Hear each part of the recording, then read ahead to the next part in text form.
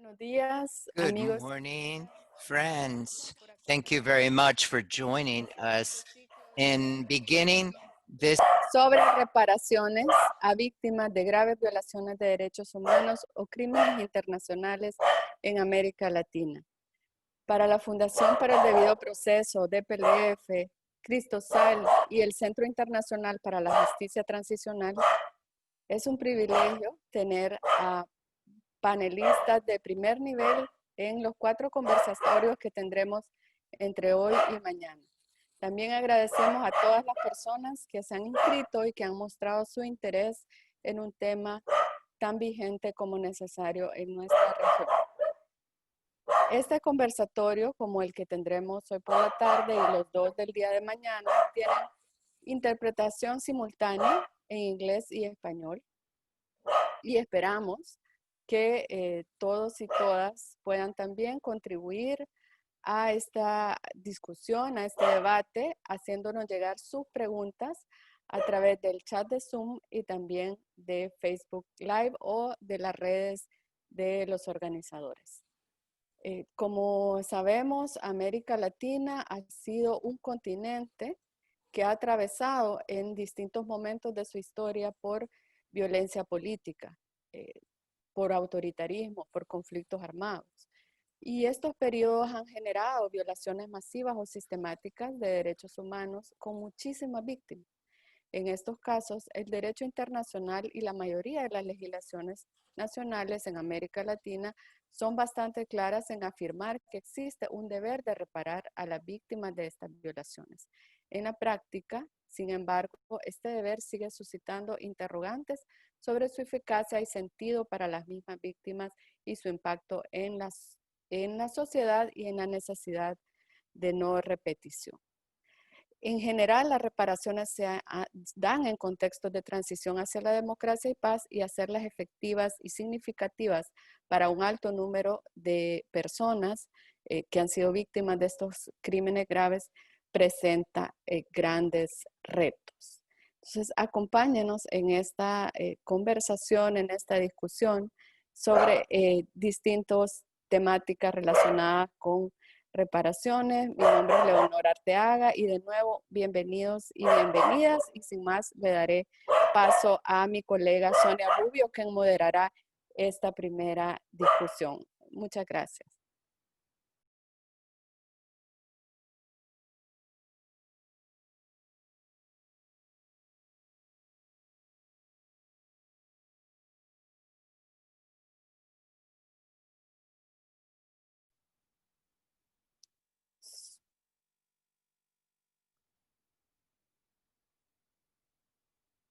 Hola, perdón. Bienvenidos y bienvenidas todos al primer conversatorio del ciclo de seminarios virtuales Reparaciones para víctimas de violaciones de derechos humanos en América Latina, enfrentando los dilemas del presente y abrirlos a partir de los legados del pasado. Este primer conversatorio es denominado Las experiencias de reparaciones de El Salvador y Guatemala. En esta oportunidad vamos a reflexionar sobre las experiencias de reparaciones en los países centroamericanos que tienen características especiales porque en la última década no solo transitaron hacia la democracia, es decir, superaron los regímenes autoritarios que habían funcionado por décadas, pero también pacificaron sus sociedades y pusieron fin a crueles y atroces conflictos armados que causaron miles de víctimas. En estos momentos o en aquellos momentos se comenzaron a abrir muchas interrogantes, ¿verdad? Entre ellos, cómo es posible conocer la verdad de lo ocurrido, cómo lograr una justicia y si es posible y cómo hacer una política o una verdadera política de reconciliación nacional y especialmente cómo reparar a tantas víctimas. También se reconoció que en estos procesos estaban llenos de muchos dilemas, ¿verdad? Cómo resolver y cómo enfrentar directamente desde los regímenes democráticos recién instaurados estos procesos de reparación. Para hablar sobre este tema, este día, como ha dicho Leonor previamente, contamos con un panel de lujo y tengo el honor de compartir esta mesa virtual con Sol Llanes, que es procedente del País Vasco, es doctora por la Universidad del País Vasco de Psicología Social y es investigadora de la Universidad Centroamericana José Simeón Caños, UCA, en El Salvador. Tiene las líneas de investigación y docencia de Sol se centran en el apoyo psicosocial a las víctimas de graves violaciones a derechos humanos, procesos de memoria histórica, reparación y reconstrucción del tejido social. También nos acompaña David Morales, que es un abogado con más de 25 años de experiencia en materia de derechos humanos. Fue procurador para la defensa de derechos humanos en El Salvador en el periodo de 2013 a 2016. Previamente ocupó importantes cargos vinculados a los derechos humanos como el director general de derechos humanos de la Cancillería salvadoreña y con una larga trayectoria en el movimiento de derechos humanos del país. Actualmente él es el director del litigio estratégico de Cristosal y es querellante en el caso del Mozote. También es un honor para mí compartir esta mesa virtual, como he dicho, con Susana Navarro, que es española, radicada en Guatemala hace más de 23 años, es psicóloga social por la Universidad Autónoma de Madrid, con especialización en estudios de género, tiene una vasta experiencia en derechos humanos y por 15 años coordinó el proyecto de trabajo psicosocial en proceso de búsqueda y exhumaciones de víctimas de desaparición forzada del equipo de estudios comunitarios y acción psicosocial. Actualmente es directora de esta misma institución, de esta misma organización en Guatemala. Se centra en el apoyo psicosocial a supervivientes y a víctimas en los procesos de exhumación de violencia política y ha centrado su experticia en procesos de Guatemala, en Perú y en España. Comenzaríamos con la primera ronda. De verdad, me gustaría iniciar el diálogo principalmente con David y con Susana para conocer un poquito más de las experiencias de estos países y como se sabe, hace unas 3 décadas, tanto El Salvador como Guatemala iniciaron estos procesos de democratización y de transición hacia regímenes más compatibles con los derechos humanos y sabemos que tienen distintos tipos de trayectoria en los procesos transicionales o de justicia transicional, ¿verdad? No se ha avanzado de la misma manera en la verdad, en la justicia, en la reparación.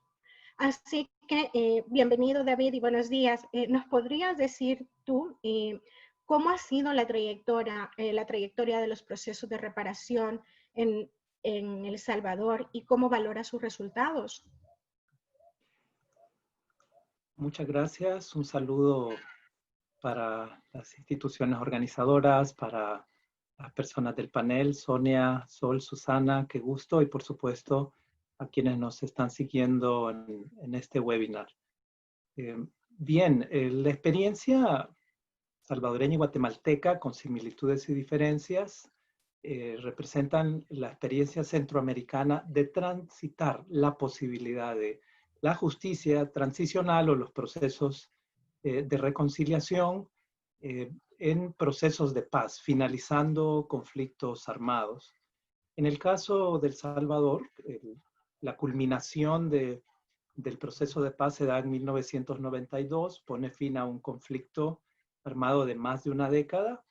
Es una experiencia exitosa en materia de desmontaje del conflicto armado en términos militares y con ciertas reformas de Estado importantes. Pero en El Salvador se da en una expresión máxima, dijera, valorando la tensión entre el binomio de la justicia y la paz. Es decir, habían muchas amenazas a la paz y lamentablemente las opciones de los gobernantes, de los negociadores de la paz en aquel momento, no fue buscar un equilibrio, sino que fue la opción absoluta de imponer desde el poder del Estado en favor de violadores a los derechos humanos un estado de impunidad. Este no era el concepto ni la propuesta de los acuerdos de paz, por supuesto. Los acuerdos de paz tenían como eje los derechos humanos. El primero de los grandes acuerdos de paz, o uno de los primeros en San José en el 91, fue un acuerdo sobre derechos humanos. la vigencia irrestricta de derechos humanos era uno de los objetivos de la paz trazado desde el inicio del proceso con intermediación de la ONU en 1990.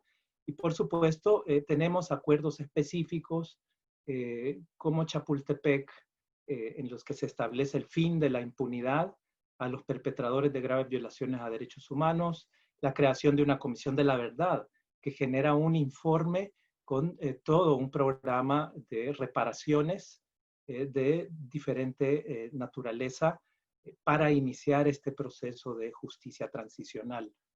Lamentablemente, la opción por la impunidad y la negación de los derechos de las víctimas y, por supuesto, el bloqueo a un verdadero proceso de justicia transicional se impuso.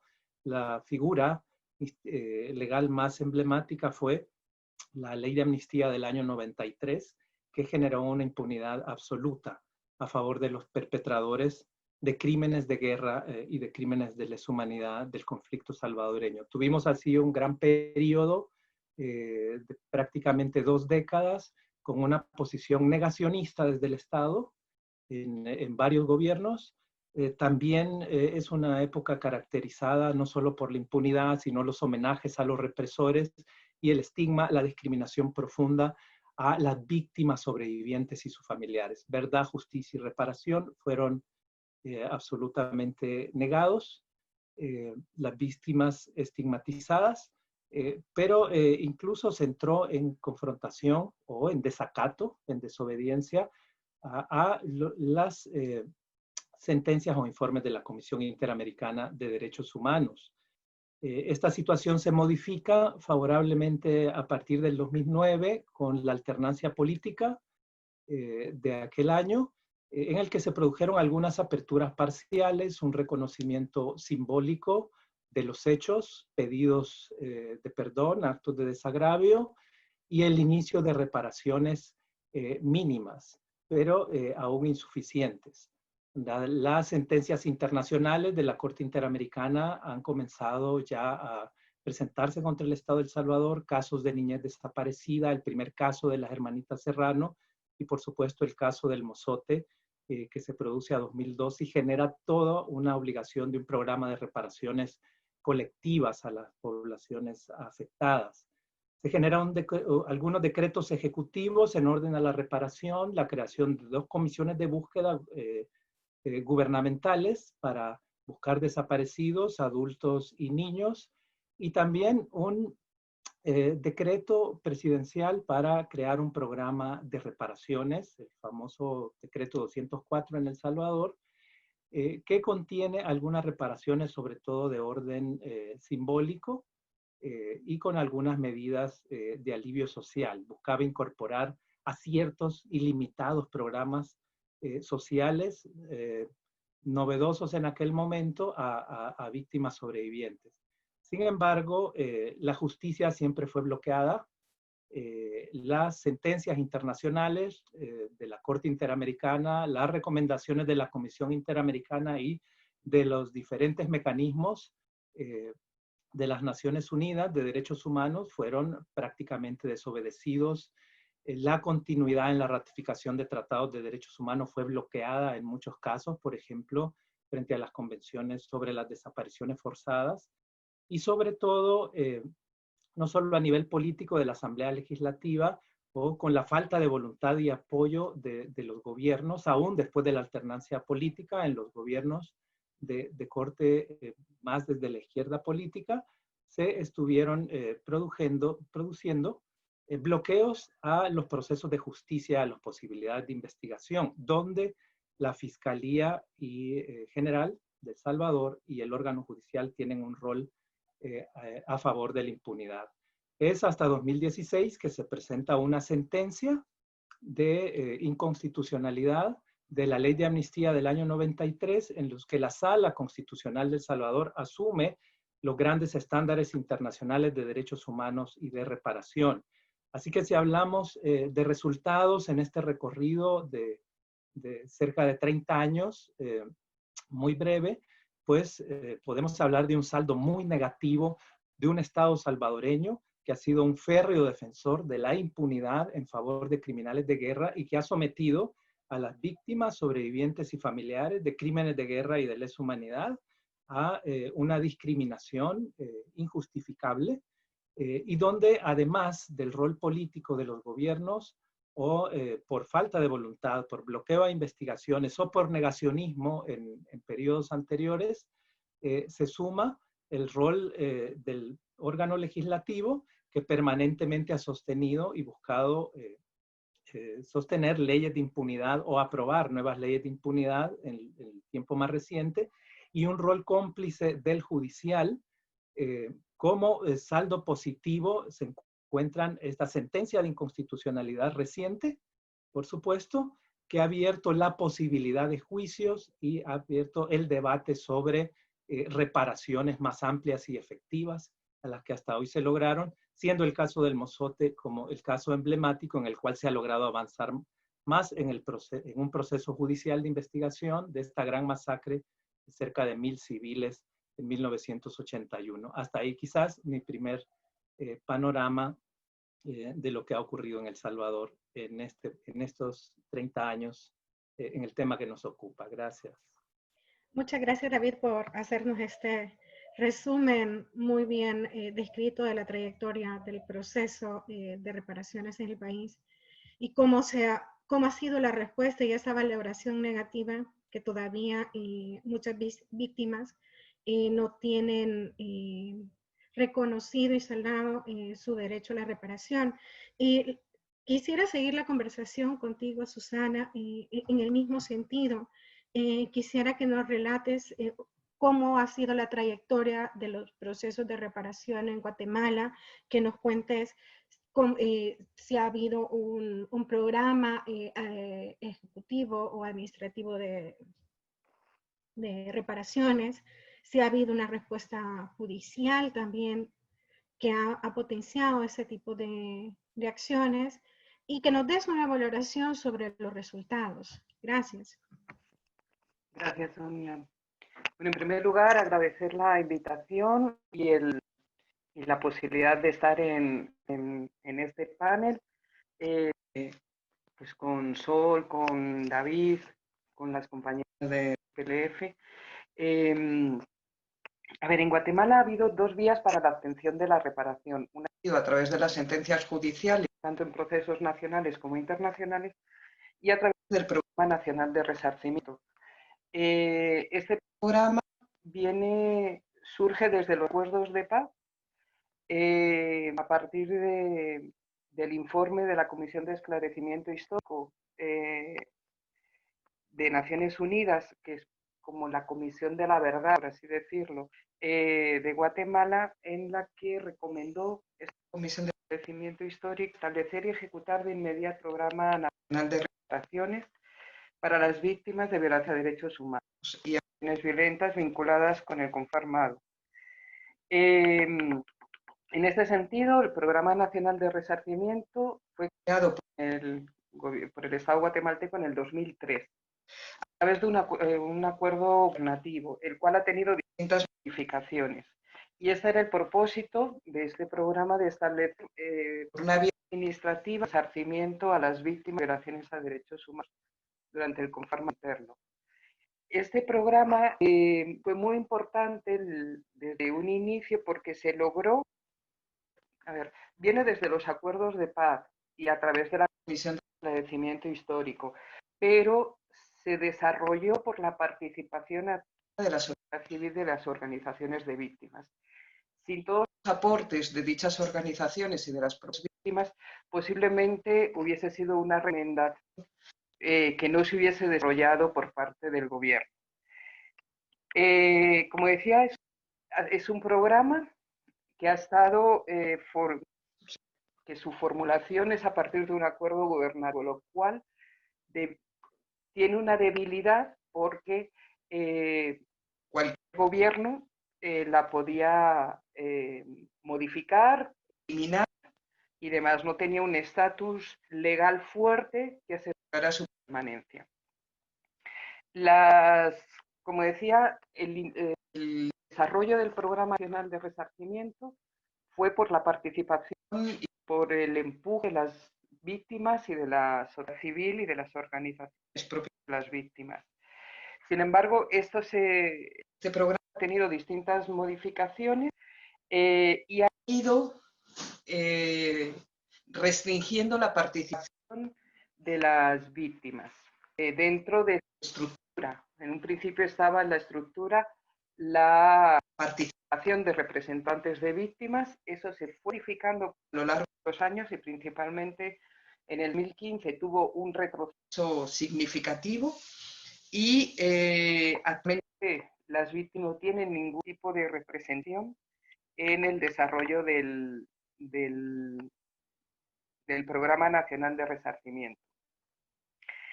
En las modificaciones de los últimos años, igualmente, se señaló que la asignación presupuestaria estaría supeditada a la disponibilidad financiera, lo cual abría la puerta a que fuera inoperante la acción del Programa Nacional de Resarcimiento, porque dependía de la voluntad política de asignar o no asignarle fondos.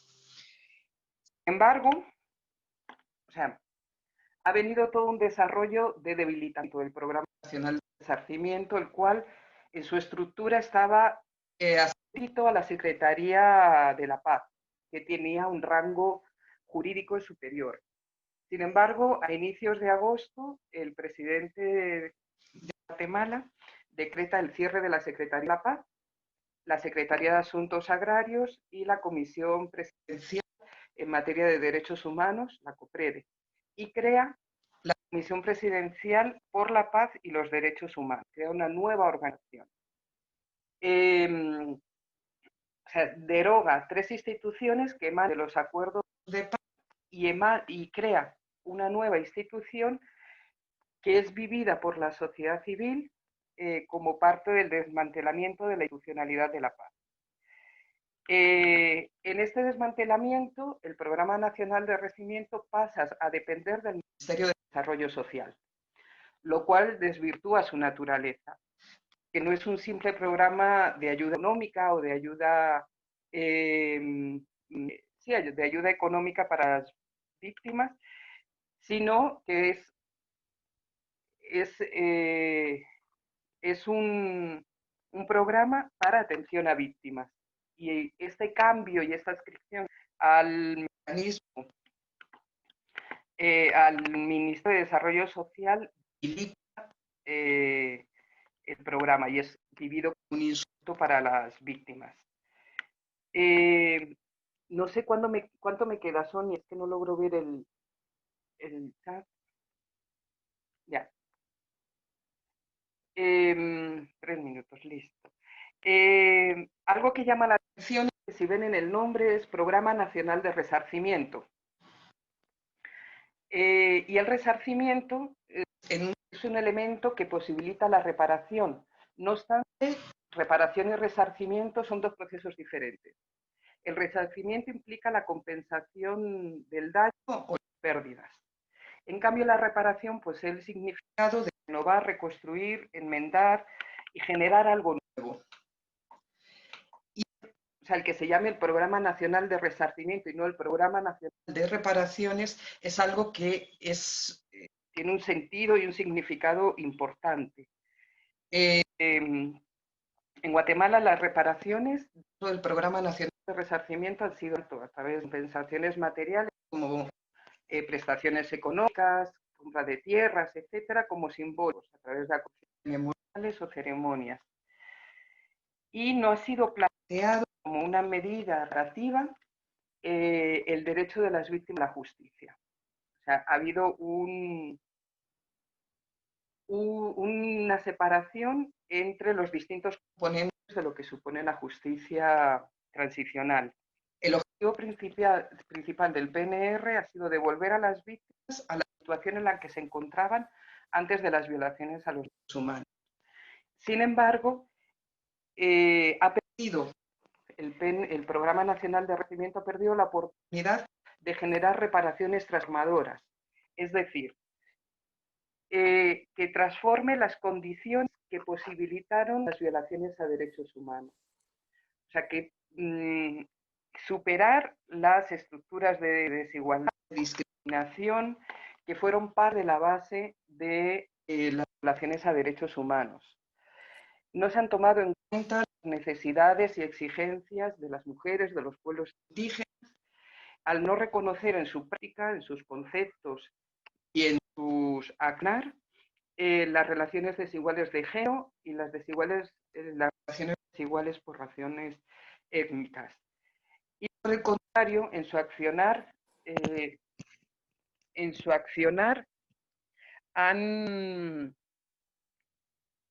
me están diciendo que se escucha entrecortado. Ahí.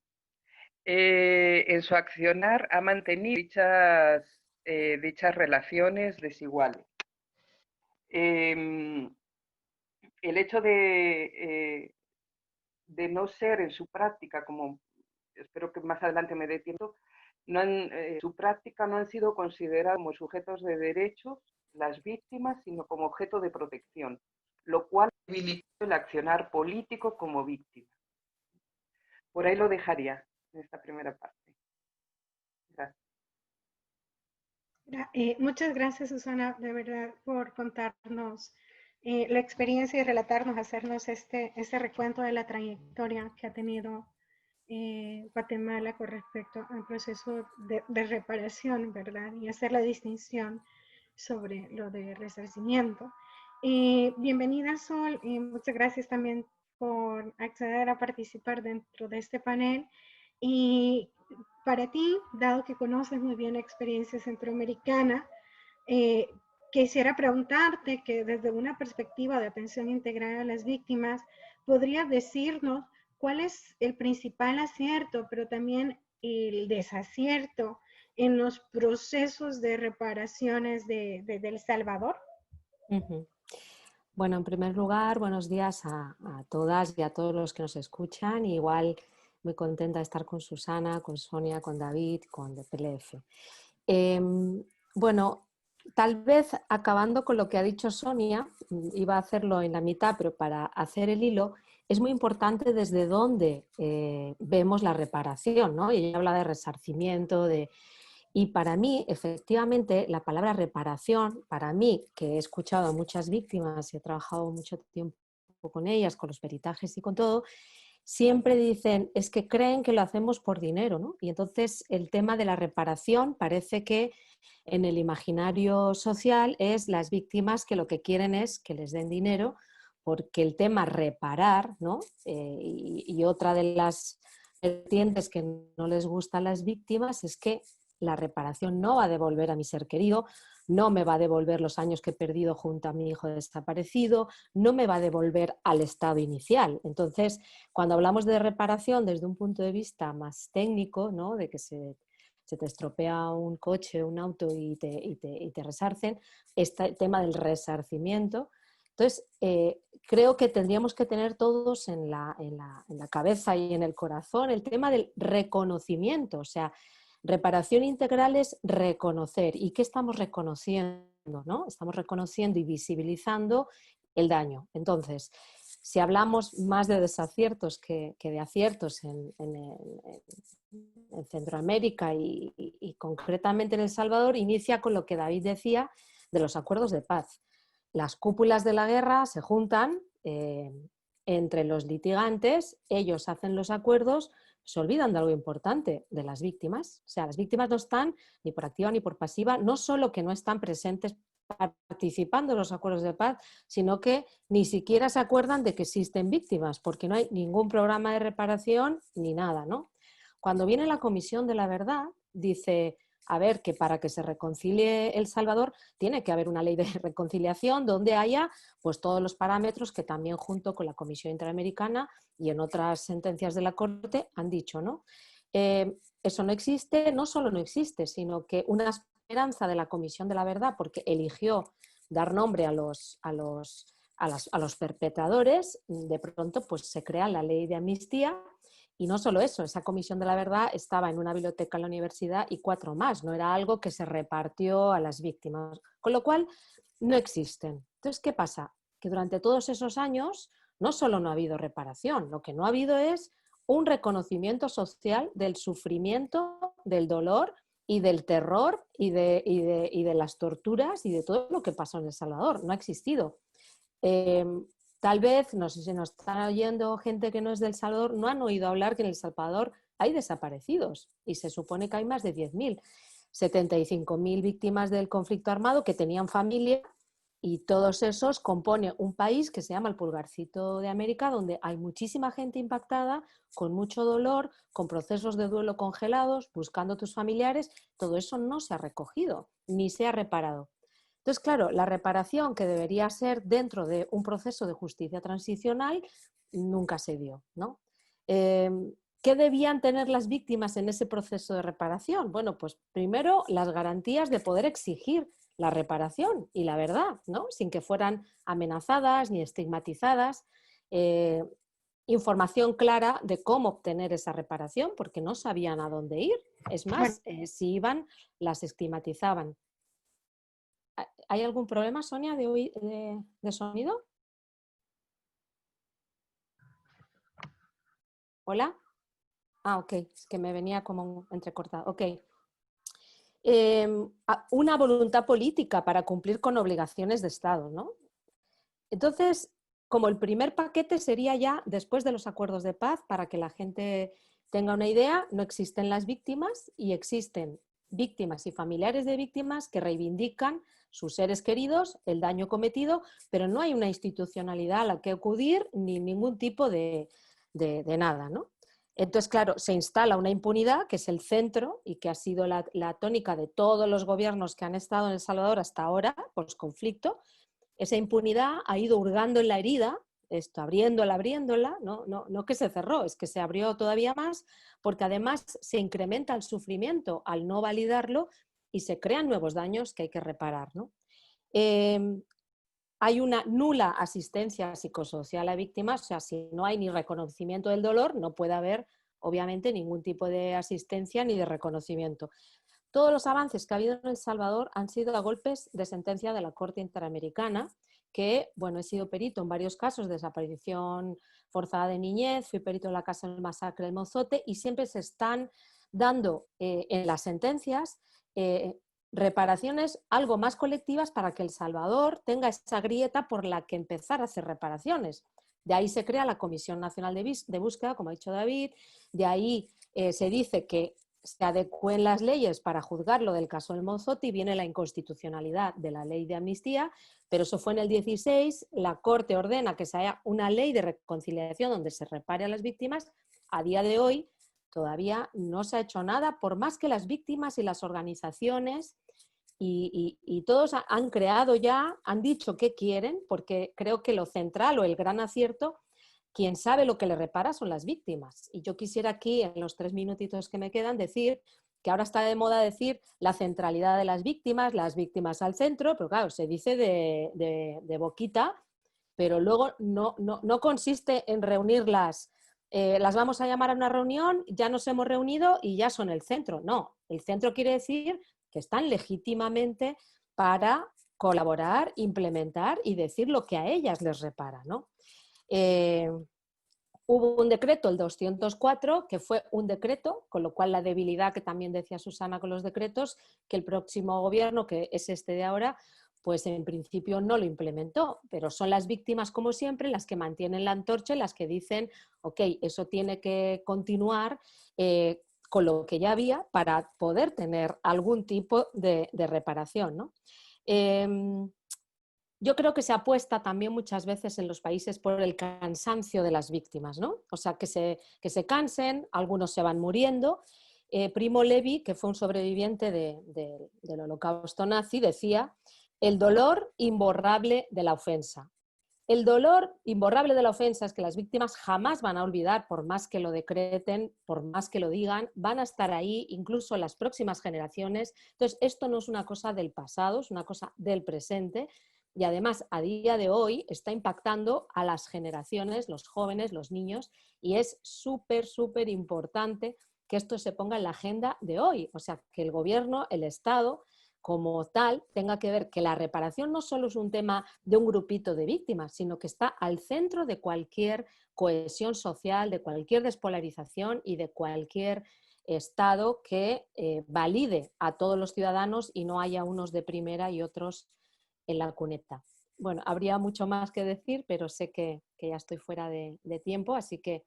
me queda un minutito. Ok, entonces, aciertos, ya que me decía Sonia, bueno, pues el acierto más grande ha sido en las víctimas, en su empeño, ¿no? El empeño que han tenido en portar la antorcha y reivindicar todo el tiempo su centralidad, ¿no? También el haber estado haciendo seguimiento de las sentencias de la Corte Interamericana para que el Estado tuviera la obligación de seguir con las reparaciones, aunque el Estado siempre pues, hace lo simbólico y lo central pues, siempre lo deja, como es la justicia, la investigación, etcétera, ¿no? Y bueno, otro acierto es que está CONABúsqueda, que por fin hay una institución que se dedica a buscar a desaparecidos, pero igual, o sea, hay que dotarla de recursos, tiene que tener su importancia, etcétera, ¿no? Entonces, vemos que se hacen como pinceladas, pero no tienen que ver con una fuerte voluntad política de reparación integral a las víctimas, que tendría que ser una ley, no decretos sueltos. Bueno, hasta aquí me quedaría. Muchísimas gracias, Sol. Bueno, de hecho, continúo contigo un poquito el diálogo. Ok. Un poco que nos cuentes, nos relates, ¿verdad? Desde tu experiencia en el acompañamiento de víctimas de graves violaciones a derechos humanos, ¿cuáles son desde tu perspectiva las acciones urgentes, ¿verdad? Esas que se tienen que tomar sí o sí para adoptar procesos de reparación actuales, dadas las características de las víctimas del conflicto armado salvadoreño. Es decir, dado que el tiempo que ha transcurrido y que estas víctimas mayoritariamente son adultos mayores, de zonas rurales, muy empobrecidas, con serias secuelas físicas y psicológicas por los daños. Entonces, ¿cuáles son esas acciones que ahora deben de comenzarse a tomar para reparar integralmente a estas víctimas? Sí, gracias, Sonia. Bueno, en primer lugar, como he hecho antes con las reparaciones, que creía que es mejor entenderlo desde el reconocimiento, igual con las acciones, ¿no? Yo me acuerdo con el caso Serrano Cruz, que, bueno, por sentencia se dijo pidan perdón, se pidió de una manera que revictimizó, que fue horrorosa, ¿no?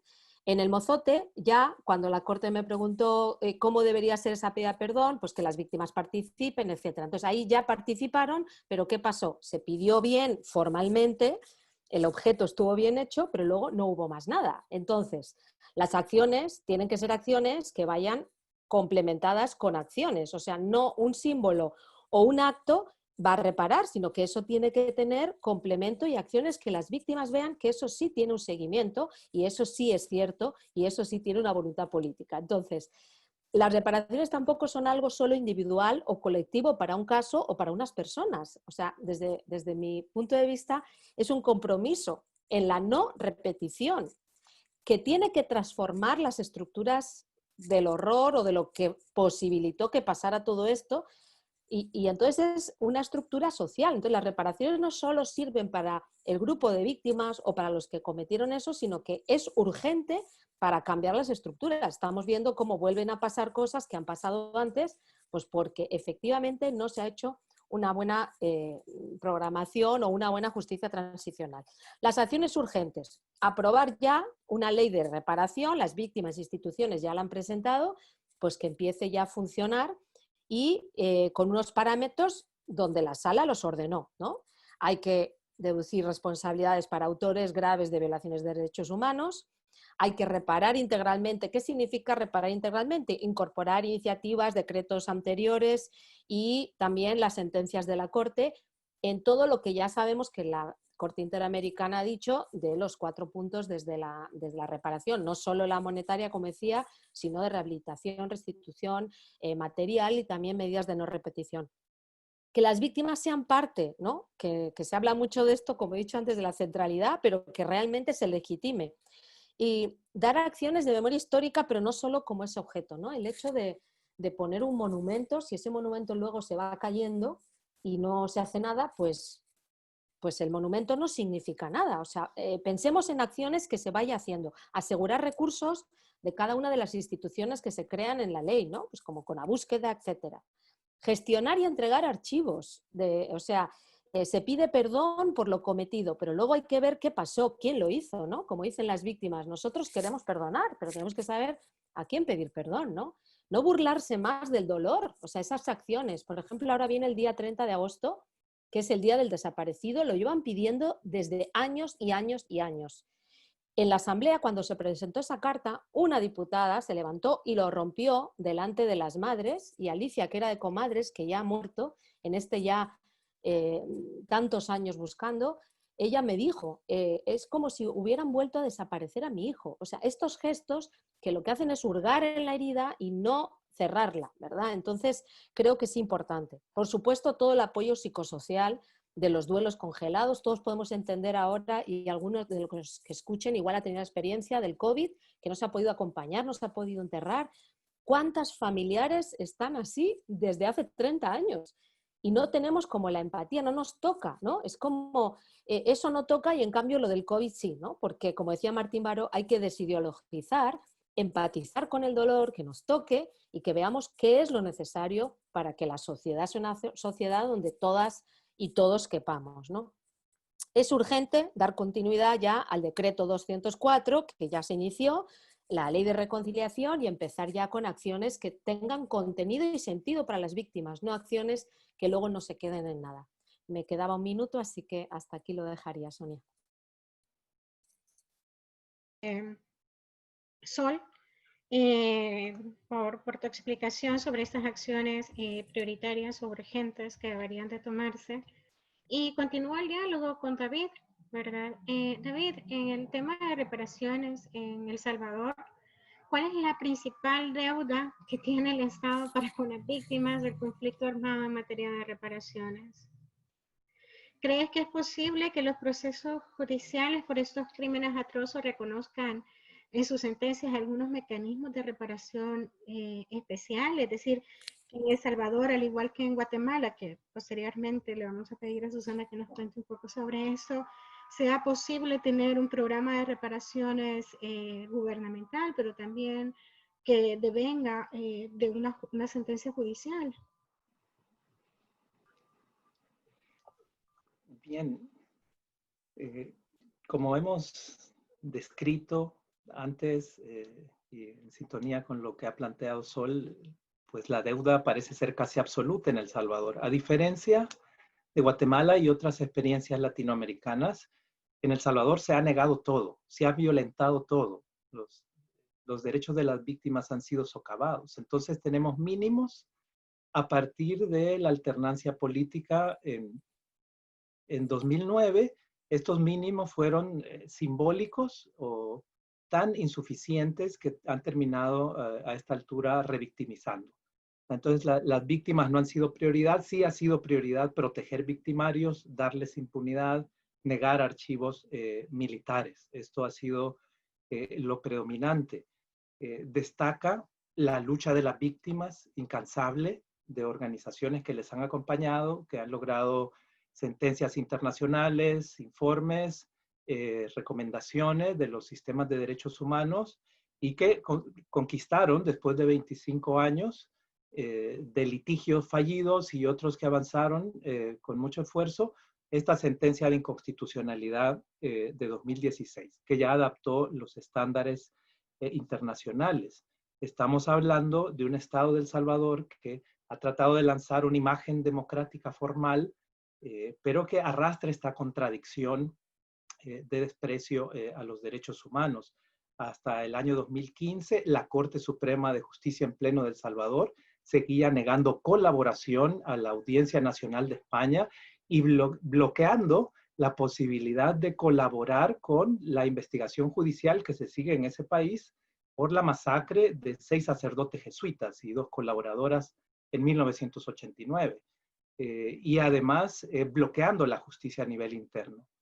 El caso del Mozote está demostrando que cuando se activa, se cumple la ley, básicamente y aún con pocos recursos por un tribunal, es posible avanzar en el esclarecimiento de la verdad. En este caso, se está juzgando al alto mando, al exministro de la Defensa, Guillermo García, su alto mando y los oficiales de un batallón élite que perpetró la masacre de más de 1000 civiles, la mitad de ellos y ellas, niños, niñas y adolescentes, y que actuó como un aparato de poder dentro del Estado y de las Fuerzas Armadas. Las Fuerzas Armadas en la actualidad siguen negando archivos militares y apenas en febrero, por órdenes del presidente actual, irrumpieron en el Congreso y amenazaron con un golpe de Estado. Esta es la ausencia de garantías de no repetición. El rol cómplice del judicial y el esfuerzo político de la Asamblea Legislativa por bloquear leyes de acceso a la justicia y de reparación se ha mantenido vigente en los últimos 2 años, donde se ha tratado de reeditar una ley de impunidad. Es casi que imposible con gobernantes que son tan, dijéramos, proclives a favorecer victimarios y a discriminar a las víctimas de estos crímenes atroces, lograr generar un cambio efectivo si no tenemos un rol más protagónico de la justicia. Y si no es a través de procesos judiciales mediante los cuales se imponen sentencias, cuando se sigue el debido proceso, un juicio justo y hay evidencia, que estas sentencias establezcan sanciones contra los responsables, pero que también puedan incorporar programas y medidas de reparación. Ya la Sala Constitucional en varias sentencias ha pues sentado el precedente que deben existir estas medidas de reparación, no solo las simbólicas y las medidas de satisfacción, la recuperación de la memoria, el esclarecimiento de la verdad, sino reparaciones en su sentido integral, incluidas las reparaciones materiales. La última sentencia de 2016 contra la ley de amnistía sentó la posibilidad de todo un programa amplio de reparaciones con los estándares internacionales. La Fiscalía General de El Salvador y los tribunales que conocen de estos casos tienen la oportunidad de depurarlos, avanzar, no hay excusas legales para no continuar los juicios, e incorporar estos estándares en sus sentencias. Al haberse negado la justicia absolutamente en El Salvador, no tenemos precedentes de juicios y no tenemos precedentes de jurisprudencia en tribunales penales ordinarios o inclusive en tribunales civiles. Los esfuerzos de esclarecimiento de la verdad de los pocos tribunales que se han intentado o de otras instituciones independientes como el Instituto de Acceso a la Información siguen siendo bloqueados desde el alto mando actual inclusive de la Fuerza Armada. El Mozote brindará la oportunidad, en caso que pueda avanzar suficientemente la investigación y se llegue a una sentencia condenatoria, no solo de establecer medidas de reparación a nivel individual por responsabilidad civil de los imputados, sino es la oportunidad para plantear estándares de reparación colectiva desde los estándares internacionales de derechos humanos a través de la responsabilidad subsidiaria del Estado. Y es un caso que cuenta con el precedente de medidas ordenadas por la Corte Interamericana de Derechos Humanos que ya dejan claro en el caso concreto cuáles son estos estándares. Así que en El Salvador no ha ocurrido, pero sí considero vital que el judicial se active, que la Fiscalía General, que hasta ahora no asume su rol, pueda impulsar la investigación y que en conjunto con víctimas y sus representantes legales podamos luchar y obtener este tipo de sentencias para romper este esquema de un Estado que impone pues la negación, que protege con impunidad victimarios y que sigue excluyendo a las víctimas al negar sus obligaciones en materia de derechos humanos para con ellas. Lo dejo hasta ahí para continuar con el diálogo. Muchísimas gracias, David. Es de verdad muy interesante lo que nos cuenta sobre El Salvador y las terribles deudas que todavía existen para las víctimas de este atroz y doloroso conflicto, ¿verdad? Me gustaría continuar el diálogo con Susana. Tú que eres una experta dentro del proceso guatemalteco, me gustaría saber, es que si analizamos este proceso de reparación, ¿cuál es el papel que han jugado las víctimas y los familiares y las organizaciones de derechos humanos en el proceso de reparación en sí?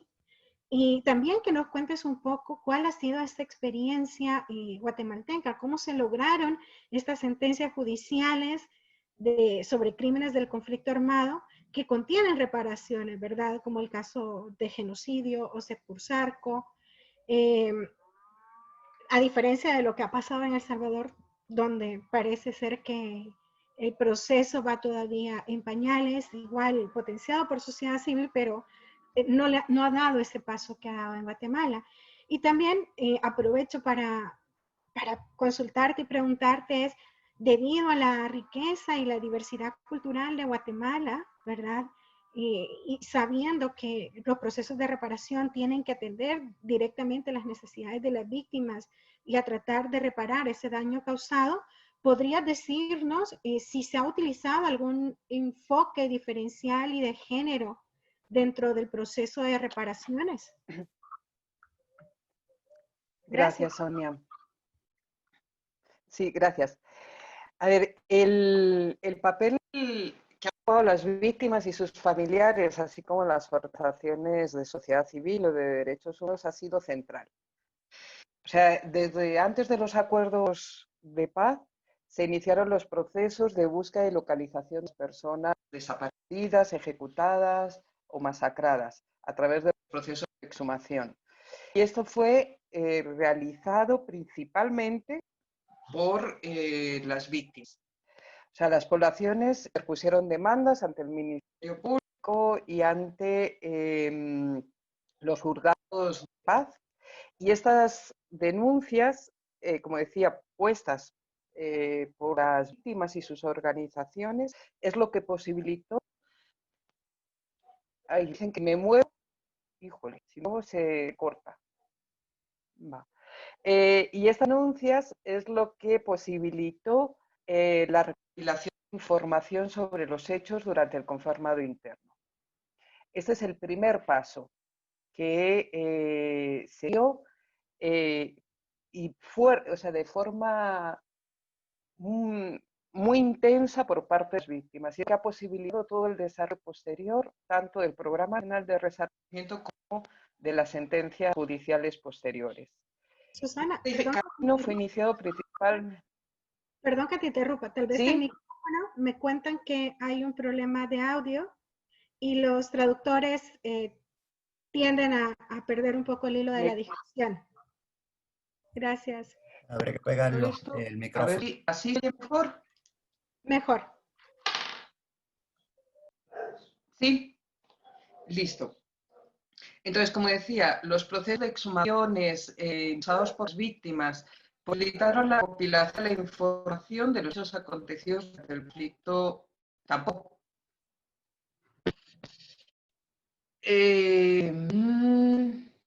Esperen, a ver.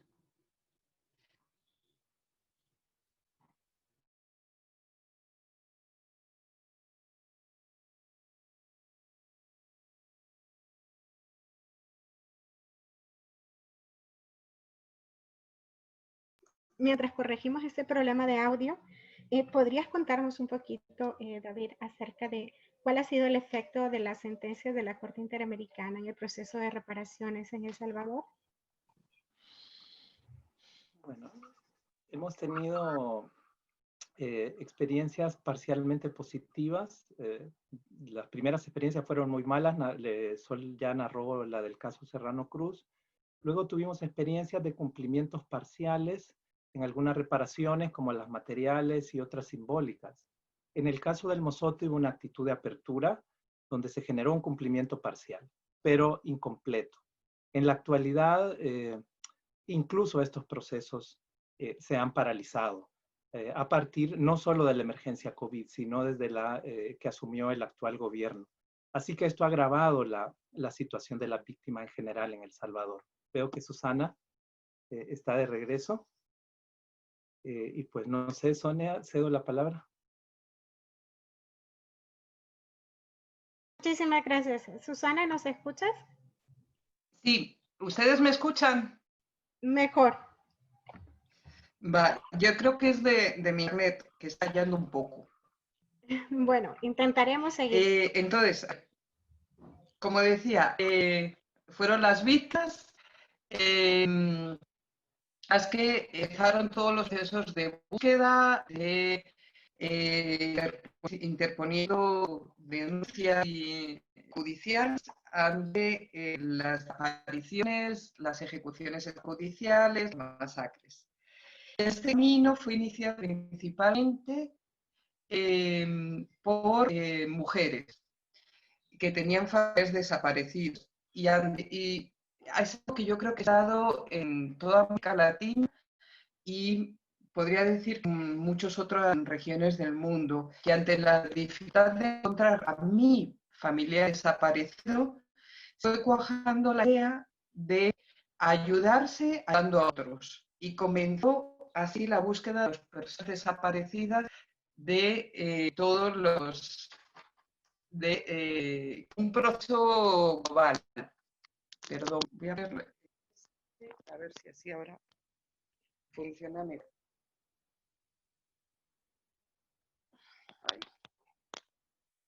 A ver. ¿Así ahora mejor? Me están Muchísimo diciendo que se escucha entrecortado. mejor, gracias. Listo. Listo. Las organizaciones, como decía, han sido las organizaciones de familiares de víctimas de conflicto armado interno, han sido principalmente las mujeres dentro de esas organizaciones las que han creado todas las acciones de búsqueda, las exhumaciones, así como las acciones penales, siendo el motor principal actualmente en los procesos de búsqueda de justicia transicional en Guatemala. En cuanto al Programa Nacional de Resarcimiento, la priorización de las víctimas nominalmente han sido las viudas. Y es algo muy significativo, porque no es por la condición vivida por las mujeres, sino es por las violaciones a derechos humanos vividas por otros, ¿no? En su calidad de viudas, no en su calidad de víctimas por violaciones a derechos humanos que han sido cometidos contra ellas. Entonces, esta priorización no se ha realizado en función de las violaciones a derechos humanos que sufrieron, ni de los efectos derivados de las mismas, sino que lo que ha estado muy presente ha sido la condición económica actual de las mismas. Y unido al cambio reciente de vincular al Ministerio de Desarrollo Social el Programa Nacional de Resarcimiento, lo que lleva es a virtuar toda la lucha que las víctimas se han realizado durante todo este camino de búsqueda de justicia transicional. Y lo que ha habido es una falta de integralidad de los procesos de verdad, justicia, reparación y no repetición, y una parcelación de las iniciativas. El logro de las sentencias judiciales por los casos como genocidio, Sepulsarco y las reparaciones señaladas en las sentencias de reparación de estos casos ha sido principalmente por la fuerza de las víctimas y la convicción de que tenían que plantear que lo que a ellas les pasó no fue culpa de ellas, sino fue culpa de los responsables del Estado de Guatemala, ¿no? Y eso es algo que ha movido mucho unido a la idea de que la justicia genera la no repetición. Las víctimas lo que quieren es que no se vuelva a repetir, que las nuevas generaciones, por un lado, conozcan lo que pasó, pero que no lo vuelvan a vivir, ¿no? Algo que ha estado también muy fuerte en Guatemala ha sido la articulación de organizaciones de sociedad civil para lograr estas sentencias judiciales y estas sentencias de reparación. Y algo que yo creo que hasta muy presente en distintos procesos era algo que señalaba anteriormente, la parte de la centralidad de víctimas, ¿no? Y o sea, entender el papel central de las víctimas es entender que no son únicamente medios de prueba a través de su testimonio, sino que son parte fundamental del proceso de búsqueda. Y la idea de que un proceso de justicia, de búsqueda de justicia, debiera ser reparador. Pero para que así lo sea, se tienen que dar ciertas circunstancias. Y es un poco lo que planteaba Sol centralmente, la idea de que no solo con tener la presencia de las víctimas en reuniones o demás, se logra ese proceso reparador de la búsqueda de justicia, sino posibilitando e evidenciando la participación la toma de decisiones de las víctimas. Y de repente la toma de decisiones incluso en el momento de gas, si las víctimas consideran que es el momento o no de poner amparo, de poner la inconstitucionalidad, para que las víctimas tengan la información necesaria para poder tomar ellas sus propias decisiones. En el sentido de hacer una lectura de contexto político en el que se está dando la situación. En este sentido, por ejemplo, en el caso de Arco, los contextos políticos ante todo el juicio marcaron mucho. Me está diciendo que está entregando el audio. No te... Tal Sonia, vez no no lo oigo, ¿no? el micrófono en la mano, tal vez no se corta tanto. El aparatito ese, sí, ahí, tenlo en la mano. Gracias. Listo. O sea, por ejemplo, en eso se usaba la participación de las mujeres para definir lo que consideraban que reparaban las vidas que consideraban reparar las violaciones a derechos humanos, partió de ellas. O sea, no fue pensado solamente desde las organizaciones, sino desde las propias mujeres. O sea, la garantía de satisfacción de esas medidas de ración, lo que ellas consideraban que también posibilitaba modificar esas estructuras existentes, ¿no? Por último, me queda un minuto, y es señalar la última parte de si el PNR ha tenido un enfoque diferencial, por ejemplo, con las mujeres o con los pueblos indígenas. Básicamente es del que no. El PNR ha funcionado inserto la sociedad guatemalteca, que es en general una sociedad con una ideología racista y en la que se articulan los sistemas de dominación de género y de clase, y reflejándose las particularidades, condiciones de las mujeres, en específico de las mujeres indígenas. En el análisis del PNR, lo que te dice es que la presencia de las mujeres como personas vulneradas de maneras particulares no ha sido todo en cuenta. O sea, se ha priorizado la idea de universalizar medidas de reparación sin tener en cuenta las causas y consecuencias diferenciadas hacia mujeres y pueblos indígenas, y generando la idea de que todas las medidas de reparación son buenas para todas las personas, sin tomar en cuenta las vivencias particulares y las experiencias particulares vividas, ¿no? por cada una de las personas. Básicamente lo diría por ahí. Perfecto, muchísimas gracias, Susana, y perdona ahí todas las interrupciones que te hemos realizado con lo del audio. El tiempo ha pasado y ya vamos a la parte de compartir un poco las preguntas que han hecho desde el chat de Zoom, así como desde Facebook Live, ¿verdad? Y quisiera comenzar con David, ¿verdad? Bueno, antes de nada, quería hacer como una pequeña reflexión y decir todo lo que Susana, Sol y David nos han contado hasta ahora devela que existen todavía deudas enormes, tanto en Guatemala y en El Salvador, con los programas de reparaciones gubernamentales, ¿verdad? Estos sostenidos a través de los ejecutivos de estos países.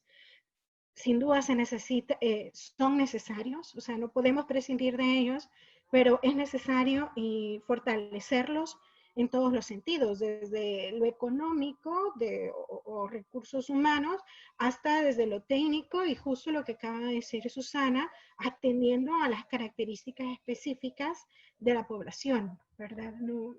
No hacer medidas generales que no atienden las especificidades de cada tipo de víctima, incluso por el mismo daño que han causado. No es lo mismo una víctima de tortura que una víctima o un sobreviviente de una masacre, o sea, ambos merecen atención seria e integral del Estado, pero con medidas específicas en salud, psicológicas o de manera de atención psicosocial.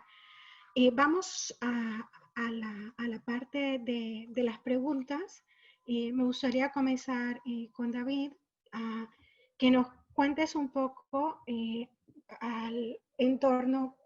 Sabemos que hay una ley, bueno, ha habido una discusión de una ley de reconciliación nacional que durante el año pasado y a principios de este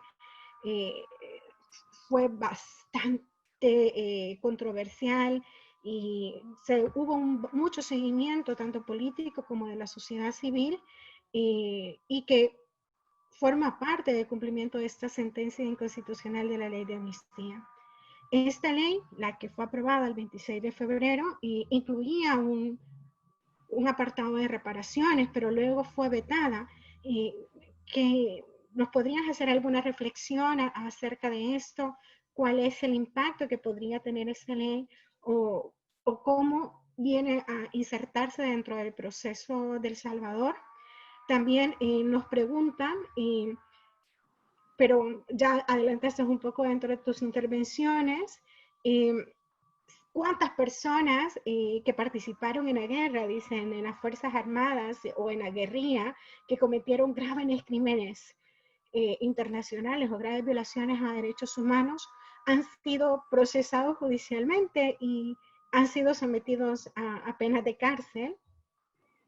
Y por último, consulta también un especialista o un asesor de justicia transicional en Zimbabue, y nos consulta y dice qué iniciativas se han llevado a cabo desde las organizaciones de sociedad civil en para suplir la ausencia del Estado, ¿verdad? La colaboración del Estado o este incumplimiento de las obligaciones estatales para avanzar en las demandas y las necesidades de las víctimas y sobrevivientes en El Salvador. Gracias por las preguntas. Bueno, ya expuse el pronunciamiento de esta sentencia de inconstitucionalidad a la Ley Absoluta de Amnistía. Esta es una sentencia de 2016. En ella se ordena que la Asamblea Legislativa apruebe una nueva ley de reconciliación. El propósito de esa ley no puede ser la amnistía general. De hecho, la Sala revivió, usó la figura de la reviviscencia para dar vigencia a una anterior ley de amnistía a favor de excombatientes de ambos bandos, pero crímenes de guerra, crímenes de lesa humanidad, graves violaciones a los derechos humanos no pueden ser amnistiados en los términos de la sentencia. Así que el propósito de la nueva ley de reconciliación que le ordena a la Asamblea Legislativa, a la Sala Constitucional, no es ninguna amnistía. Es brindar medidas para facilitar el acceso a la justicia y también crear todo un programa integral de reparaciones, que es la gran deuda histórica, según los estándares internacionales de Naciones Unidas y Sistema Interamericano que la misma sentencia recoge y estructura como una obligación a recoger en la ley. Pues lo que tuvimos fueron 2 años de incumplimiento absoluto de la Asamblea Legislativa, y ante el señalamiento de incumplimiento a la sentencia judicial por la Sala, pues la Asamblea retomó un proceso en el cual ha tratado de reeditar una nueva ley de impunidad. Sus primeras propuestas serán propuestas no solo revictimizantes de protección a los violadores de derechos humanos, sino también de negar las reparaciones suficientes. Hay toda una lucha de las víctimas y las organizaciones de derechos humanos con una propuesta alternativa que con el apoyo de un solo diputado logró entrar al debate de la Asamblea Legislativa, tratando de dar un enfoque integral. Esto cambió algunos estándares de reparaciones de la ley, pero al final fue aprobada hace pocos meses una ley que, aunque recoge un poco más las propuestas de reparaciones, todavía es insuficiente y es una ley que garantiza impunidad a los victimarios. Esta ley en este momento está congelada por un veto presidencial y estamos a la espera que haya un seguimiento de la Sala Constitucional. La lucha por impedir una nueva ley de impunidad continúa. realmente no ha habido juzgamientos, lo señalaba, durante la época del conflicto armado, cuando hubo crímenes de gran trascendencia internacional y sobre todo cuando fueron personas de nacionalidad estadounidense las víctimas, entonces sí hubo juicios.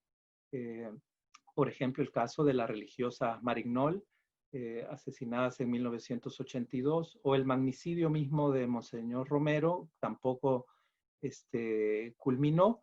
El asesinato de 2 asesores norteamericanos de la reforma agraria.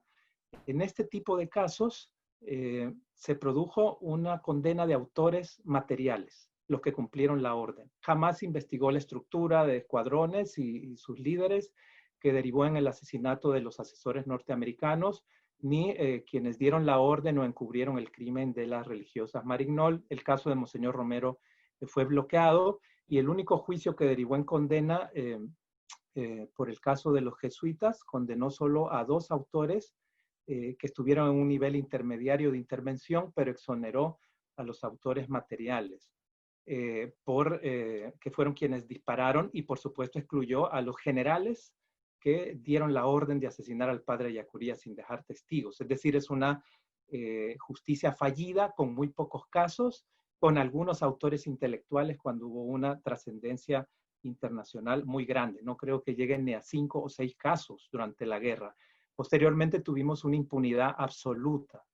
Hasta ahora, después de la sentencia de 2016, estamos con una nueva oportunidad. Las víctimas, sus comunidades, las familias de las personas desaparecidas, los sobrevivientes de las masacres, pues han tenido una lucha y una construcción importante a lo largo de los años por recuperar la memoria. Yo creo que han conquistado su derecho a la verdad por sí mismas. Construyeron un monumento sin respaldo del Estado en un parque central del Salvador, que hoy es reconocido como el monumento de las víctimas civiles del conflicto. En sus comunidades han construido monumentos, han reconstruido las historias de las masacres, han luchado por justicia, y pues a niveles comunitarios se han dado el autocuido posible desde el abandono del Estado.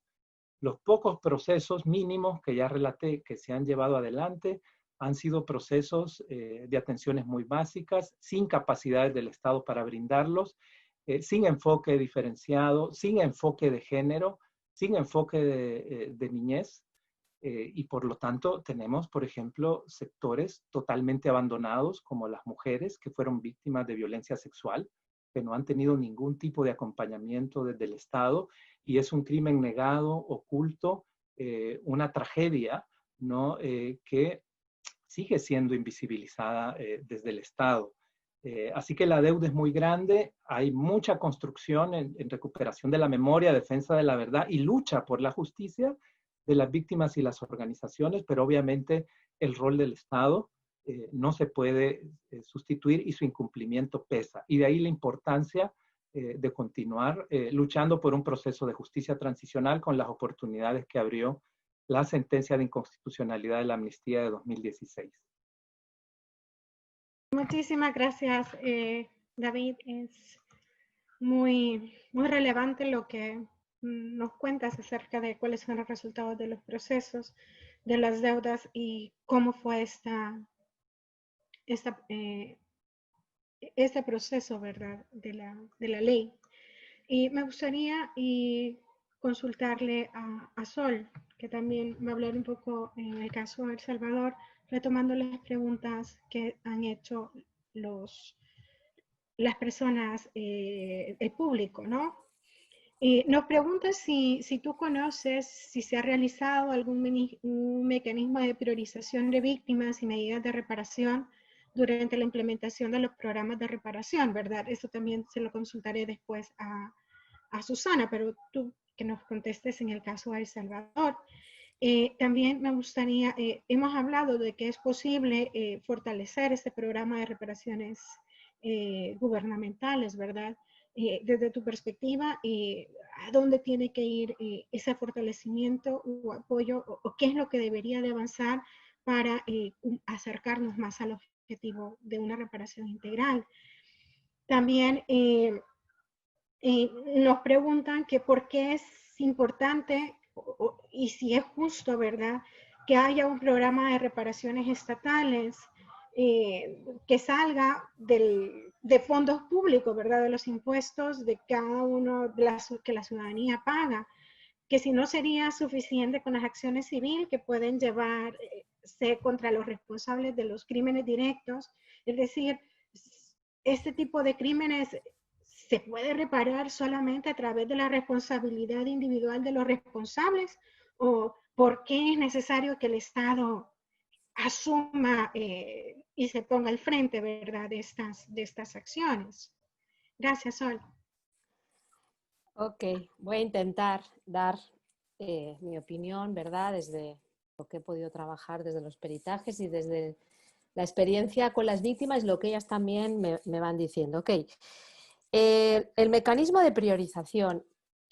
Lo primero que había que hacer, que no había y era impensable, si queremos hacer un programa de reparación tenemos que saber cuántas víctimas hay. Entonces tiene que haber un registro de víctimas que ya la Corte lo mandató al Estado para el caso del Mozote, pero al mismo tiempo, para hacer un programa de reparación, lo primero que hay que tener es a quién vamos a reparar, ¿no? O sea, ¿quién es víctima, ¿no? Entonces ahí todo eso ha sido un debate que, como bien explicaba David, se hizo con esa ley de reconciliación donde se puso incluso un periodo de años, etcétera. Por supuesto que la responsabilidad de hacer ese registro, la responsabilidad de todo es del Estado. Y ya hilo con la última pregunta de por qué el Estado tiene que pagar. Bueno, el Estado violó los derechos humanos de los ciudadanos y de ciudadanas. Claro, ¿qué pasa? Esto siempre, el tema de Estado y presidente y gobierno les causa un poco de ruido, ¿no? Cuando, por ejemplo, Funes pidió perdón, todas las víctimas decían, no, si él no hizo nada, o sea, que lo haga quien lo hizo, ¿no? Que es un poco esta pregunta de que pague quien lo hizo, etcétera. Claro, pero es que él está representando a algo que se llama Estado, que debió cuidar, que debió proteger, que debió investigar, que debió sancionar, que debió acompañar a las víctimas y no lo hizo. Da igual quién esté. Y en este caso es lo mismo. El Estado fue quien violó masivamente a las víctimas. O sea, la Comisión de la Verdad hablaba de un porcentaje del 80% de los militares y también la guerrilla cometió efectivamente violaciones de derechos humanos. Al final es el Estado el que debe hacerlo.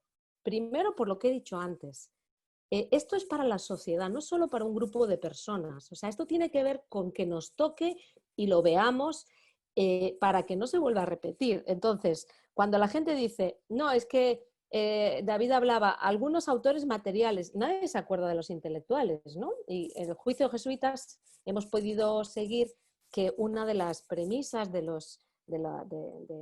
que allí se habló fue, ok, hay gente que lo ha hecho materialmente, pero ¿quién estaba intelectualmente? Y esto es lo mismo, o sea, igual, materialmente fueron unos soldados, pero quien planificó, organizó y hizo fue el Estado, ¿no? Entonces, me parece que eso necesitamos pedagogía. Yo creo que al final necesitamos hacer también un programa pedagógico del tema de las reparaciones para entender muy bien qué es reparación, qué son víctimas, porque todo este tipo de dicotomías, ¿no?, de quién asume, quién hace, pues se deben explicar para que la gente lo entienda, ¿no? ¿Cómo fortalecer el programa? Obviamente tiene que haber dos patas si no la mesa se cae, que es el recurso humano y el recurso económico. O sea, venga a ver cómo se decreta alguna institución y luego no tiene recursos y entonces parece que es como un maquillaje para darlo a entender internacionalmente o para disimular, ¿no?, el maquillaje que siempre se crea, pero realmente no. Entonces, ¿cómo se fortalece? Con tres patas: el recurso humano, el recurso económico y las víctimas, diciendo que lo que decía Susana, de que cada quien, es que no es solo, incluso dentro de todas las víctimas de desaparición forzada, cada uno lo ha vivido de una manera. Las víctimas de tortura, depende de cuándo fue o dónde estaban ellas, personas, y esto en investigaciones se sabe, personas que igual estaban más comprometidas políticamente lo vivían de una manera y la persona que estaba en su casa y entraban a medianoche lo vivía de otra. O sea, no solo es por violación de derechos humanos, sino efectivamente lo que he dicho al principio, la que sabe lo que le repara es la víctima y no le vamos a poner etiquetas. O sea, las víctimas son las que tienen que decir cómo. Entonces hay que hacer un programa fortalecido de gente que esté en la línea de derechos humanos, que tenga experiencia, que no sea algo solo administrativo, sino que también gente que tenga algún tipo de sensibilidad para las víctimas. ¿Para qué? Para no volver a hacerles daño. Bastante estamos hurgando en la herida, ¿no? Entonces ese fortalecimiento pasa por una institucionalidad donde las víctimas no sean estigmatizadas, que tengan su derecho a pedir lo que les toca. Y quiero reivindicar también lo material, porque parece que a veces se sienten culpables por... han sido víctimas empobrecidas, donde se han quedado sin los padres, se han quedado sin poder estudiar por no tener recursos, se han quedado sin muchísimas cosas. Entonces yo creo que todo eso es un panorama que debemos seguir peleando, porque parece que la voluntad política está muy débil por Centroamérica, ¿no? Hasta aquí me quedaría para seguir. Muchísimas gracias, Sol, por ayudarnos a ponerle luz a estos temas. Y me gustaría continuar también para transmitir las preguntas del público hacia Susana, que nos contará de la experiencia guatemalteca. Y vuelvo a repetir un poco las preguntas, porque muchas fueron hacia los dos países. ¿Cuántas personas nos preguntan que participaron en la guerra desde las Fuerzas Armadas y desde la guerrilla, que cometieron graves crímenes internacionales, han sido procesados judicialmente y sometidos a penas de cárcel en Guatemala? También nos preguntan acerca de si han habido algunos mecanismos de priorización de víctimas y de medidas de reparación durante la implementación de estos programas en el caso guatemalteco. También, ¿verdad? Un poco de qué iniciativas han desarrollado la sociedad civil organizada como una respuesta a esta ausencia estatal o al incumplimiento flagrante, ¿verdad?, de las obligaciones del Estado para avanzar en las demandas y las necesidades de las víctimas y sobrevivientes en Guatemala. Y cómo ha sido estas iniciativas o esta estrategia. Y por último, me gustaría que si podría referir un poco a cuál ha sido el impacto del sistema internacional, ¿verdad? Sabemos que Guatemala tiene varias sentencias de la Corte Interamericana por este tipo de casos, y si esas sentencias han contribuido al proceso de reparaciones guatemalteca, ¿verdad? Muchísimas gracias. Gracias, Sonia, por transmitir preguntas. ¿Cuántas personas han sido procesadas? No tengo el número exacto. En Guatemala se ha ido bastantes búsqueda de justicia en los tribunales nacionales.